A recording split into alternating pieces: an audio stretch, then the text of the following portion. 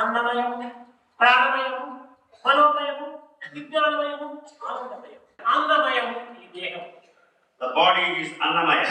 దేహానికి తగినటువంటి పోషణ అంతా ఏది తప్పినా దాని మాత్రం తప్పడం లేదు. We are taking care of the body very carefully. ఇంకా ప్రాణమయం, అది లేకపోతే దేహం ఉండలేదు. కనుక ప్రాణాన్ని మనం సాధ్యమైనంత వరకు కాపాడుకోవడానికి కోరుకుంటున్నాం. The second one is pranamaya.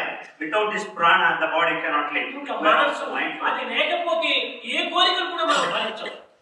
The third one is manomaya. Without this manasu, ఈనాటి మానవుడు అన్నమయ, ప్రాణమయ, మనోమయం వరకు నేను ప్రయాణం చేస్తున్నాను. Man today is traveling along these three directions. Annamaya, మానవుడు manomaya. ఎంతప్పుడు బహిర్ముఖంగా పోతుంటారు. It's because of this nature our vision is the outer. అంతర్ముఖమైనటువంటి విజ్ఞానమయంలో దాచుకున్నటువంటి ఆనందమయం. That which is hidden within the vijnanamaya